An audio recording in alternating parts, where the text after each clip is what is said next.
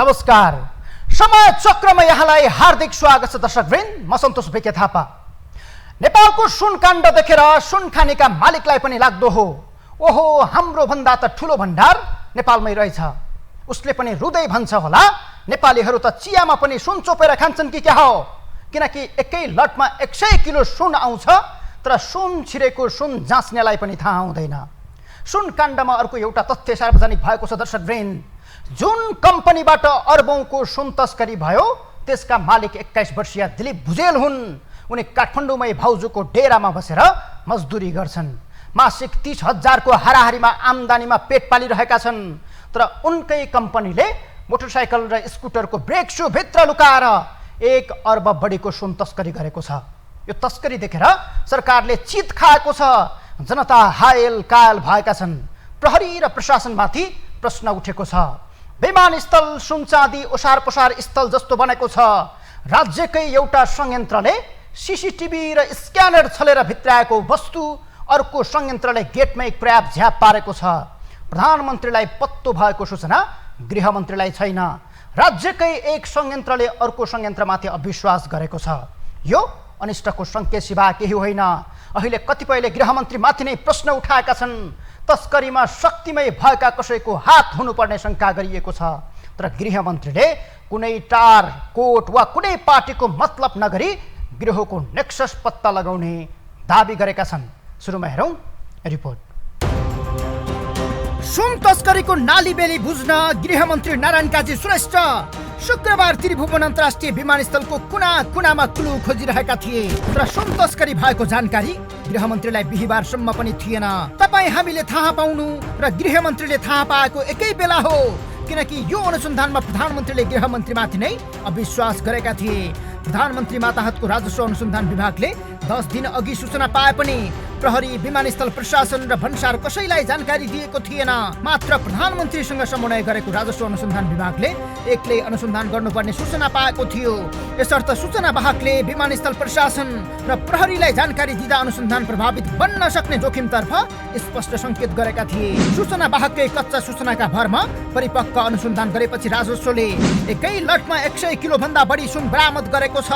आजभन्दा अगाडि यो परिमाणमा सुन बरामद भएको रेकर्ड छैन। प्रधानमन्त्रीले गृहमन्त्रीमाथि अविश्वास गर्नु र राजस्व अनुसन्धान विभागले पनि विमानस्थल प्रशासन र प्रहरीसँग समन्वय नगरी गोप्य अनुसन्धान गर्नुले केही सङ्केत पक्कै गरेको छ। यसले स्वयं गृहमन्त्रीमाथि नै अहिले प्रश्न उठेका छन्। बिहीबार राष्ट्रिय सभाको बैठकमा सांसदहरूले गृहमन्त्रीको पनि हात रहेको आरोप लगाएका थिए। शुक्रबार पत्रकारले यही प्रश्न गृहमन्त्रीलाई छेडे। गृहमन्त्री चाहिँ यसको नायकी भनेर समाचार आइरहेछ। अब प्रेस चौतारीका अध्यक्षले त्यसरी न्युज लेखिरहेको छ। तपाईले प्रश्न गर्नुपर्ने स्तरको विषय लाग्यो यो, तर आयो यसमा उत्तर त्यसकारणले यो चाहिँ यो प्रश्न उत्तर खोज्नुपर्ने स्तरको प्रश्नै होइन। यो सुन काण्डमा म चाहिँ चुनौती दिन्छु यो देशको भ्रष्टाचार विरोधी अभियानलाई, यो देशमा सुशासन स्थापित अभियानलाई सम्माननीय प्रधानमन्त्रीको नेतृत्वमा हामीले अहिले व्यवहारिक नेतृत्व गरिरहेका छौँ। गृह मन्त्रालयले यसमा आम जनताको समर्थन छ। सङ्गठित ढङ्गले कुनै पनि प्रकारबाट यसलाई असफल पार्ने, यसलाई चाहिँ दिग्भ्रमित काम भयो भने त्यसबाट हामी विचलित हुने छैनौँ। गृहमन्त्रीको हात नभए पनि कसै न कसैको हात पक्कै छ जो राज्यबाटै संरक्षित छ। यो ध्रुव सत्य कुरा हो। नत्र बोराका बोरा आलु भित्र्याए जस्तो सुन भित्र्याउन सजिलो छैन। घाँटीमा लगाएको 1 तोलाको सिक्री भन्सारले 500 मिटर परैबाट देख्छ। विमानस्थल भित्रको एक्सरेमा हल्न नपाउँदै घन्टी बजिहाल्छ। तर यसपटक 100 किलो सुन निर्वाध रूपले छिर्यो। यसअघि 33 किलोसम्म छिरेको थियो। यसर्थ यसमा गोरेको भन्दा ठुलो गिरोह छ। नेपालमै मात्र नभएर त्यो गिरोह भारत हुँदै चीनसम्मै फैलिएको छ। यसको स्वतन्त्र पुष्टि चिनिया नागरिक र भारतीय नागरिक पनि पक्राउ परेपछि भएको छ। उनीहरू बस्ने ठाउँमा छापा हानेर अहिले सिलबन्दी गरिएको छ। कतै न कतै नेपाललाई सुन तस्करले ट्रान्जिट मात्रै बनाएको पनि हुन सक्छ। नेपालको विमानस्थलबाट सजिलै भित्र्याएर खुल्ला सीमाबाट भारत कटाउने तस्करको योजना हुन सक्छ। तर विगतमा गोरे पक्राउ पर्दा मालिक बचेका थिए। गोरे भरिएका नाइके मात्रै थिए। जो जेलमा छन् त्यसको मालिक कोही न कोही पक्कै थियो। तर आजसम्म पनि पत्ता लाग्न सकेन। त्यति बेला गिरोहमा सक्रिय रहेका प्रहरीको संयन्त्र नै निलम्बनमा परेको थियो। अहिले पनि कर्मचारी निलम्बनमा परेका छन्। भरिया पक्राउ परेका छन्। यसरी पक्राउ पर्नेमा ट्याक्सी ड्राइभरदेखि भन्सार एजेन्टसम्म छन्। यसको मालिक को हो र कुन देशको हो खुलेको छैन। तर अहिले जुन कम्पनीको कागजमा 1 क्विन्टल सुन भित्रिएको छ त्यसका मालिक 21 वर्षका युवा दिलीप भुजेल हुन्। उनको अवस्था हेर्दा कुनै कम्पनीको मालिक जस्तो छैन। भाउजूको डेरामा बसेर मजदुरी गर्दै पेट पालेका युवाको नाममा कम्पनी खडा गरी गिरोहले तस्करी मच्चाएको देखिन्छ। अहिले गृहमन्त्रीले विमानस्थल भित्रको सुरक्षा प्रणालीमाथि नै प्रश्न उठाएर परिवर्तन गर्ने तयारी गरेका छन्। कतै यसपटकको अनुसन्धान पनि जरासम्मै नपुगी हाङ्गा बिङ्गामै टुङ्गिन्छ कि भन्ने डर छ। तर गृहमन्त्रीले बालुवाटार, बालकोट वा बुढा नीलकण्ठ जहाँको जोडिए पनि कारबाही गरी छोड्ने शङ्का घोष गरेका छन्। अपराध वा भ्रष्टाचार वा यस्ता घटनाहरूमा कुनै पार्टी वा कुनै कोर्ट हेर्दिन, कुनै टार हेर्दिन। कुरा बुझ्नुभयो त? मलाई यो भ्रष्टाचारको कुरा वा अपराधका कुनै घटनाका सन्दर्भमा अनुसन्धान गर्दाखेरि कुनै कोर्ट, कुनै टार, कुनै पार्टी मलाई मतलब छैन। विमानस्थल नै सुन चाँदी ओसार पुसार स्थल जस्तो बनेको छ। सुन्दै होस उड्ने सुन काण्ड सार्वजनिक भएको 3 दिन बितिसक्दा समेत सुनको एकिन तौल कति थियो बाहिर आएको छैन। साउन 2 मै बरामद भएको सुनलाई 2 दिनपछि मात्रै राजस्व अनुसन्धान विभागले सार्वजनिक गरेको हो। सुन तस्करीको शैली हेर्दा विमानस्थल प्रशासन, विमानस्थल सुरक्षा निकाय र भन्सारबाट खटिएका कर्मचारीको मिलेमतोमै सबै टुङ्गिएको देखिन्छ। नत्र झन्डै 100 किलो सुन विमानस्थलबाट हात्ती छिराए जसरी छिराउन सम्भव नै थिएन। भर्खरै पक्रेको छ। गम्भीरताका साथ, कडाइका साथ म भन्न चाहन्छु, यस पाला भरिया होइन, मालिक पक्रिनुपर्छ। मालिक तपाईहरु जस्तो सङ्घ संस्थाको जनताबाट ठुलो सडकबाट दबाब सिर्जना गर्नुपर्छ। कसैलाई शक्तिको भरमा न्यायभन्दा माथि बस्ने, संविधान कानुनभन्दा माथि बस्ने अधिकार छैन। विमानस्थलको चेक जाँचमा एक्सरे मेसिनले शङ्कास्पद वस्तु छ भन्ने सङ्केत पनि गरेको थियो।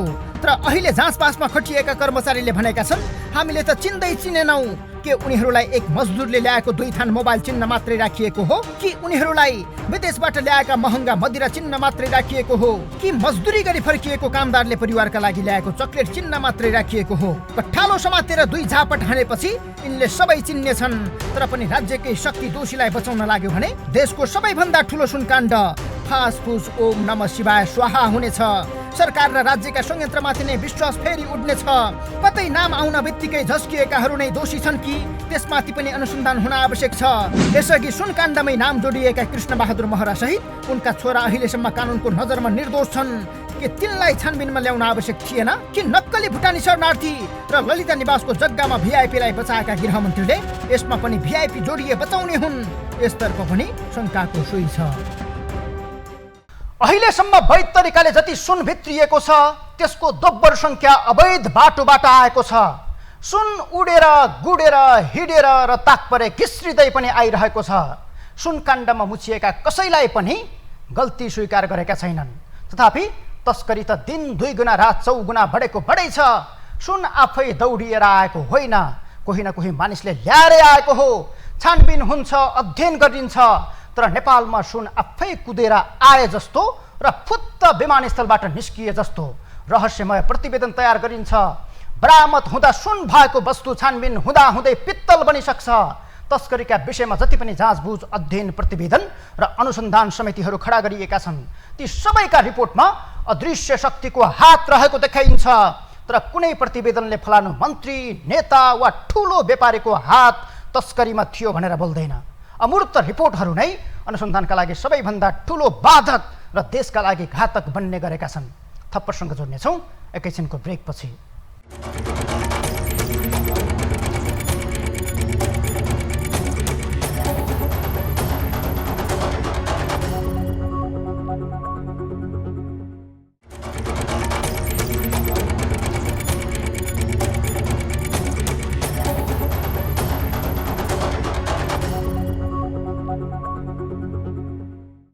नेपालको सबैभन्दा ठुलो सुन बजार छिमेकी मुलुक भारत हो।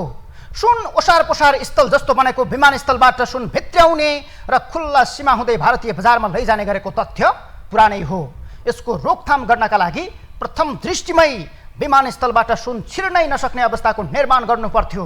तर हाम्रै विमानस्थलका कर्मचारी र प्रशासनको मिलेमतोमा तस्करी झन्झन मौलाउँदै गएको छ। काठमाडौँको विमानस्थल तस्करका लागि विश्वकै नम्बरी अखडा बनेको छ। विदेशमा लज्जाजनक अवस्था छ। चार्ल्स सोब्रासले त्यसै कहाँ भनेका थिए र काठमाडौँको विमानस्थलबाट हात्ती छिराइदिन सक्छु। यही विमानस्थल हुँदै अरबौँको होइन खरबौँको सुन तस्करी भएको छ। नेपालको सिङ्गो बजेटभन्दा धेरै त तस्करले सुन भित्र्याएका छन्, तर कसले भित्र्याउँछन् र कहाँ जान्छ भन्ने विषय समेत जानकारीमा छैन। यो सुन पनि त्यसै गरी भित्रिएको थियो जुन विगतमा पनि भित्रिन्थ्यो। हङकङको क्याथे पेसिफिक विमानदेखि ट्याक्सीसम्मको रोचक सुन यात्रा खोतल्दैछौँ। हेरौँ यो रिपोर्ट। जुलाई 15 अर्थात् असार 30 गते हङकङको झन्डाबाग क्याथे पेसिफिक विमानले हवाई मार्गबाट नेपालको बाटो समाउँछ। हङकङबाट झन्डै 5.5 घण्टाको उडानपछि त्रिभुवन अन्तर्राष्ट्रिय विमानस्थलमा क्याथे अवतरण हुन्छ। कार्गो सामान ढुवानी गर्ने भरिया विमान क्याथे मार्फत तस्करहरू 1 क्विन्टल अवैध सुन यही बेलामा काठमाडौँमा ओह्राल्न सफल हुन्छन्। क्याथे विमानस्थलमा ओर्लिएपछि कर्मचारी र सहयोगीहरूले नियमित चेक जाँचको प्रक्रियालाई अगाडि बढाउँछन्। क्याथेले बोकेर ल्याएको कालो डल्लालाई विमानस्थलका कर्मचारीले हातले उल्टाइ पल्टाइ गरेर हेर्नेदेखि एक्सरे मेसिनमा समेत हालेर हेर्छन्। तर नागरिकको झोलामा सियो भेट्दा कराउने एक्सरे मेसिन सुनका डल्ला डल्लै भेट्दा पनि कराउँदैन। अर्थात् कराएकै भए पनि त्यहाँ भएका कर्मचारी र प्रहरी एकछिनलाई कान नसुन्ने बहिरो बनिदिन्छन्। त्यसपछि विमानस्थलको चेक जाँचबाट सहजै पार पाएको सुनको डल्ला विमानस्थलको भन्सार गोदाममा पुगेर थन्किन्छ। यति बेलासम्ममा सुनको भारी बोकेर आएको क्याथेको काम लगभग पुरा हुन्छ। हवाई मार्गका लागि क्याथेलाई भरिया बनाएको तस्करले सडक मार्गका लागि ट्याक्सीको खोजी गर्छ। त्यही सिलसिलामा गोदाममा रहेको सुनको डल्ला सडक मार्गबाट गिरोहले मुकामसम्म पुर्याउने जिम्मा बा 2J2324 नम्बरको ट्याक्सीले लिन्छ। गिरोहले आफ्नो मिसन कामयाबी बनाउनमा आकाशमा क्याथे र जमिनमा सेतो ट्याक्सीको प्रयोग गरेको पाइन्छ।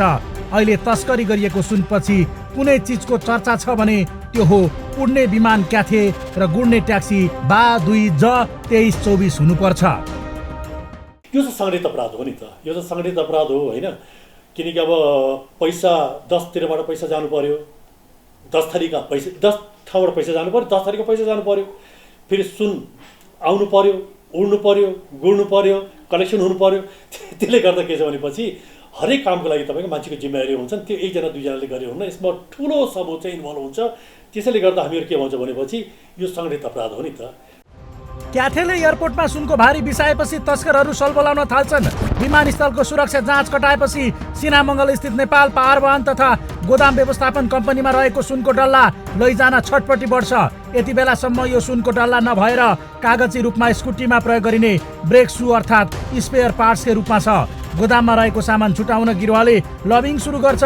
हङकङदेखि नेपालसम्म सेटिङमा प्रहरी कर्मचारी र एक्सरे मेसिन जस्ता उपकरणलाई छल्दै आएको गिरोहलाई जति सक्दो छिटो सामान भन्सार गोदामबाट बाहिर निकाल्नु थियो। त्यसका लागि बार्गेनिङ सुरु हुन्छ, तर सुरुका दिनमै कुरा नमिलेपछि यो सामान 5 दिनसम्म गोदाममै थन्किन्छ। लगातारको ताकेदार र शक्ति प्रयोग गरेर तस्कर गिरोह समूहले नुनको मूल्यमा सुनको सेटिङ मिलाएर मात्र 63,000 रुपियाँ दाखिला गरेर भित्र सुन बाहिरबाट ब्रेक प्याडको नाम दिएको सामान भन्सारबाट छुटाउन सफल हुन्छन्। तर तस्कर र त्रिभुवन अन्तर्राष्ट्रिय विमानस्थल भन्सार कर्मचारीको डिललाई राजस्व अनुसन्धान विभागले सूक्ष्म रूपमा निहालिरहेको हुन्छ। विशेष स्रोतबाट सूचना पाएपछि चनाखो भएर बसेको विभागले बुधबार दिउँसो 3:38 विमानस्थल भन्सार गेटबाट निस्किएको बा 2J2324 नम्बरको ट्याक्सीलाई मूल सडकमै च्याप्प समात्छ। त्यसपछि तस्करसँग मिलेर सुनलाई नुनमा परिणत गर्ने सबैको असलियत छताछुल्ल हुन्छ। क्याथे पेसिफिकले आफ्नो बाटो तताए पनि सुन बोकेर उम्किन खोज्ने ट्याक्सी र त्यसका चालकलाई विभागले नियन्त्रणमा लिएको छ। एयरपोर्टबाट तस्करी हुने गरेको अर्थात् त्यो मार्गबाट आउने गरेको भन्ने हामीसँग विभिन्न खालका सूचनाहरू थिए। त्यो सूचनाहरूलाई सङ्कलन गर्दै ती सूचनाहरूको आधिकारिकता र त्यो भित्रको एउटा वास्तविक तथ्यसम्म पुग्दै हामीले आफ्नो अपरेसनलाई जारी राखेका थियौँ। त्यस कहिले चाहिँ त्यो गेटमै बस्ने, कहिले काहीँ गेटभन्दा बाहिर बस्ने, अलि पर बस्ने, कहिले सानो सङ्ख्यामा जाने, कहिले ठुलो सङ्ख्यामा जाने, कहिले नजिकै बाटो हेर्ने, कहिले पर बाटो हेर्ने, अनुसन्धानका विभिन्न चरणहरू गर्दै गएपछि हामीले त्यो पक्राउ गर्न सफल भयौँ। हङकङदेखि नेपालसम्म, त्यसमा पनि सुरक्षा संयन्त्र र उपकरणलाई समेत छलेर दिन दहाडै क्विन्टल भित्राउन सक्ने सानो माछाको खेल होइन यो। 1 अर्ब माथिको सुनसहित अहिले यो प्रकरणमा 10 जना पक्राउ परेका छन्। पक्राउ पर्नेमा चिनिया, भारतीय र नेपाली छन्। हालसम्म चिनिया नागरिक जी क्वाङ लिङ, तिब्बतीय मूलका भारतीय नागरिक थिप्तेन छिरिङ, दोलखाका रामकुमार भुजेल, दोलखाकै दिलीप भुजेल, भोजपुरका अर्कराज राई, ट्याक्सी चालक अशोक लामा, राजन श्रेष्ठ, कृष्ण श्रेष्ठ, पुष्कर राज भट्ट र राजेन्द्र राई छन्। राजेन्द्र भन्सार एजेन्ट हुन्। उनकै इसारामा यो काम भएको पक्राउ परेका आरोपीहरूले साबिती बयान दिएका छन्। अहिले समातिएका यी भुर्रे भरिया हुन्। यसमा ठुला माछा मात्रै नभएर व्हेल माछाकै संलग्नता भएको आशंका गरिएको छ। असार 30 मै भित्रिएको सुन साउन 4 सम्म गोदाममै थन्किनु पनि शङ्कास्पद विषय नै हो, किनकि अहिले राज्यका कुनै संयन्त्रमाथि विश्वास गर्न सक्ने अवस्था छैन। विगतमै पटक पटक राज्यकै संयन्त्रले विश्वास तोडेका छन्। 5 दिन गोदाममा थन्क्याएर कुन सेटिङका आधारमा ट्याक्सीमा हालिएको थियो, यसको पारदर्शिता पनि जनतालाई चाहिन्छ। पक्राउ परेका ट्याक्सी ड्राइभर र भन्सार एजेन्टले आफूलाई साउन 2 मै पक्राउ गरिएको विषय समेत बोलेका छन्। तर राजस्व अनुसन्धान विभागले साउन 4 मा मात्रै सार्वजनिक गरेको छ। यसको सत्य तथ्य के हो, अब सरकारले बोल्नुपर्छ। शङ्कास्पद भनिएका व्यक्ति भाग्न सक्ने डरकै कारण मात्रै हो भने ठिकै छ, नत्र अहिले जनता मिलेमतो नमिलेपछि बाहिरिएको घटनाका रूपमा समेत बुझ्न थालेका छन्। आजै मात्र फेरि राजस्व अनुसन्धान विभागले 6 वटा शङ्कास्पद बाकस भन्सार कार्यालयबाट बरामद गरेको छ। हिजो मात्रै थप 100 किलो सुन हुन सक्ने आशंका समेत सार्वजनिक भएको थियो। अझै कहाँ कुन कुनामा कति शङ्कास्पद वस्तु छ त्यो बाहिर आउनुपर्छ। भरिया मात्रै होइन, नाइकेसम्मै अनुसन्धानमा पुग्नुपर्छ। नेक्सस भारत र चीनसम्मै छ भने पनि इन्टरपोल जारी हुनुपर्छ। नेपालको विमानस्थललाई धज्जी उडाएर ट्याक्सीमा सुन उडाउनेहरूलाई सबक सिकाउनै पर्छ। ललिता निवासको जग्गा प्रकरणमा सर्वोच्चको आदेश सम्बन्धी प्रसङ्ग जोड्नेछौँ एकैछिनको ब्रेकपछि।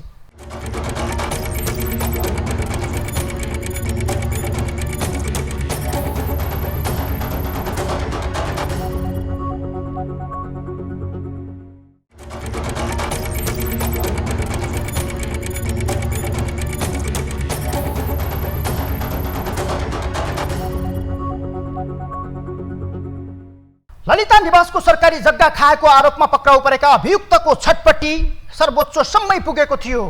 सिआइबीले आफूलाई पक्राउ गर्नु गलत भएको भन्दै देशमाथि नै गद्दारी गरेका उनीहरू रिट बोकेर सर्वोच्च गएका थिए। तर मेन बहादुर गुरुङ, सुधीर कुमार शाह र धर्मप्रसाद गौतम जस्ता माफियाहरूलाई तिमीहरू जेलभित्रै सड्नुपर्छ भन्ने आशयको आदेश सर्वोच्चले दिएको छ। अर्थात् आफूहरूलाई पक्राउ नगर्न माग गर्दै दायर गरेको रिट सर्वोच्चले खारेज गरिदिएको छ। उस्तै सुखद पक्ष यसअघि अदालतको स्टे अर्डर देखाएर रिहा भएका अभियुक्तलाई समेत फेरि पक्राउ गर्ने बाटो खुलेको छ। तथापि यही प्रकरणमा पक्राउ परेका बाहलवाला सञ्चार सचिव कृष्णबहादुर राउत भने थुनामुक्त भएका छन्। हेरौँ रिपोर्ट। पक्राउ परेपछि हिरासत छल्न अस्पताल बसेका भाटभटेनी सुपरमार्केटका मालिक मीनबहादुर गुरुङको सपनामा फेरि पानी छ्यापिएको छ। अदालतको सुविधा प्रयोग गरेर उम्किने दाउ गरेका मीनबहादुरलाई सर्वोच्चले छोड्नुपर्ने दरिलो कारण नदेखिएपछि हिरासतमै राख्न आदेश दिएको छ। मीनबहादुर सहित अन्य केही आरोपी पक्राउ परेपछि उतिबेलै बाहिरिन बन्दी प्रत्यक्षीकरणको रिट लिएर सर्वोच्च पुगेका थिए। तर लगातार 5 दिनको बहसपछि सर्वोच्चले मीनबहादुरलाई छोडिहाल्नुपर्ने मुनासिब कारण नदेखिएपछि मीनबहादुरको सपनामा पानी छ्यापिएको हो। शुक्रबारको आदेशसँगै यसअघि नै खल्तीमा स्टे अर्डर लिएर प्रहरीलाई चुनौती दिँदै बसेकालाई पनि पक्राउ गर्न सिआइबीलाई बाटो खुलेको छ। भाटभटेनीका सञ्चालक गुरुङ सहित निर्वाचन आयोगका पूर्व आयुक्त सुधीर कुमार शाह तथा नापी कार्यालयका पूर्व कर्मचारी धर्मप्रसाद गौतम र टीकाराम घिमिरे समेतले सर्वोच्चमा बन्दी प्रत्यक्षीकरणको निवेदन रिट दायर गरेका थिए। सर्वोच्च अदालतका न्यायाधीश द्वय प्रकाश कुमार ढुङ्गाना र नवकुल सुवेदीको इजलासले उनीहरूको निवेदन खारेज गरिदिएको हो। सर्वोच्चले सोही प्रकरणमा पक्राउ परेर हिरासतमा रहेका सञ्चार तथा सूचना प्रविधि मन्त्रालयका सचिव कृष्णबहादुर राउतलाई भने रिहा गर्न आदेश दिएको छ। अनुसन्धान नसकिउन्जेलसम्म देश छाड्न नमिल्ने गरी उनलाई थुनामुक्त गर्न आदेश गरिएको छ। यी निवेदकलाई थुनामै राखी अनुसन्धान गर्नुपर्नेसम्मको आधार कारण र औचित्य देखिएन। तसर्थ निवेदकलाई मुद्दा हेर्ने अदालतको आदेश बिना अनुसन्धान कार्य सम्पन्न नभएसम्म नेपाल बाहिर जान नपाउने गरी मुलुकी फौजदारी कार्यविधि संहिता 2074 को दफा 15 बमोजिम तारिखमा राखी मुद्दाको अनुसन्धान र तहकिकातलाई प्रभावकारी बनाउन जे जो बुझ्नुपर्छ बुझी मुद्दाको शीघ्रातिशीघ्र अनुसन्धान तहकिकातको कार्य सम्पन्न गर्नु गराउनु भनी परमादेशको आदेश जारी गरिदिएको छ। ललिता निवास प्रकरणमा केन्द्रीय अनुसन्धान ब्युरो CIB ले पक्राउ गर्ने सुइको पाएपछि गत वर्ष नै 17 जनाले सर्वोच्च अदालतबाट स्टे अर्डर लिएका थिए। यसरी स्टे अर्डर लिनेहरूमा मालपोत कार्यालय दिल्ली बजारका तत्कालीन प्रमुख कलाधर देउजा, सुरेन्द्रमान कपाली र उपेन्द्रमणि केसी सहित 17 जना छन्, जसमा बुढा नीलकण्ठ नगरपालिका 8 घर भएका 61 वर्षीय टीकाराम घिमिरे, 60 वर्षीय तेजराज पाण्डे, मुख्य बिचौलिया रामप्रसाद सुवेदीका छोरा 60 वर्षीय शंकर प्रसाद सुवेदी, 52 वर्षीय मोहम्मद सबीर हुसैन, 52 वर्षीय बलिराम प्रसाद तेली, 66 वर्षीय दिनेश प्रसाद शर्मा, 64 वर्षीय लक्ष्मीनारायण उप्रेती, 57 वर्षीय जय प्रसाद रेग्मी, 72 वर्षीय हरिबोल आचार्य, 72 वर्षीय टीकाबहादुर बिसी, 55 वर्षीय श्रीहरि पुडासैनी, 52 वर्षीय अंगुर कुमार सिगदेल, 61 वर्षीय टङ्कनाथ पौडेल, 62 वर्षीय केदार प्रसाद श्रेष्ठले सर्वोच्च अदालतबाट पक्राउ नगर्न भन्दै स्टे अर्डर लिएको खुलेको छ। जग्गा हिनामिना प्रकरणमा संलग्न देखेका यी पात्रहरूलाई पनि पक्राउ गर्न बाटो खुलेको छ। 406 जना विरुद्ध पक्राउ पूर्ति लिएको CIB-लाई अनुसन्धानमा बल पुग्ने गरी अदालतले शुक्रबार बाटो खोलिदिएको छ। मेन बहादुर जस्ता माफियाहरूलाई थुनामुक्त नभई यो अझै थुन्ने समय हो। CIB-ले यसको नालीबेली उनीहरूकै मुखबाट बकाउनु पर्छ, त्यसपछि मात्रै ठुला पात्र अनुसन्धानको दायरामा आउनेछन्। यसअघि नै CIB-ले मेन बहादुर छुटे ललिता निवास प्रकरणले मूर्त रूप नपाउने जवाब सर्वोच्चलाई पठाएको थियो। सोही जवाबलाई सम्बोधन गर्दै पेश भएका तथ्य र प्रमाणका आधारमा उनीहरूलाई अझै थुन्नुपर्ने आवश्यकता रहेको निष्कर्ष सर्वोच्चले निकालेको हो। किनकि मेन बहादुरहरूले योजना बनाएपछि मात्रै सरकारमा भएका प्रधानमन्त्री, मन्त्री र कर्मचारीहरूले कमिसनको लोभमा राज्य शक्तिको दुरुपयोग गरेका थिए। फलत यो प्रकरणले अब सरकारमाथि नै प्रश्न उठ्न थालेको छ कि टिप्पणी उठाउनेहरूलाई मात्रै पक्राउ पर्नुपर्ने हो। सरकारको नेतृत्वमा बसेर सरकारी जग्गा लुटाउने माधव कुमार नेपाल र बाबुराम भट्टराईलाई कुन आधारमा उन्मुक्ति दिइँदैछ, यसको चित्त बुझ्दो जवाब दिनुभन्दा पहिले नै उनीहरूलाई अनुसन्धानको दायरामा आए ठिकै छ, ल्याए ठिकै छ, नत्र सौदाबाजी र सत्ताको खेलभन्दा परको विषय बन्ने छैन। हौस् त, समय चक्र आजलाई यति नै, बिदा हुन्छौँ। नमस्कार।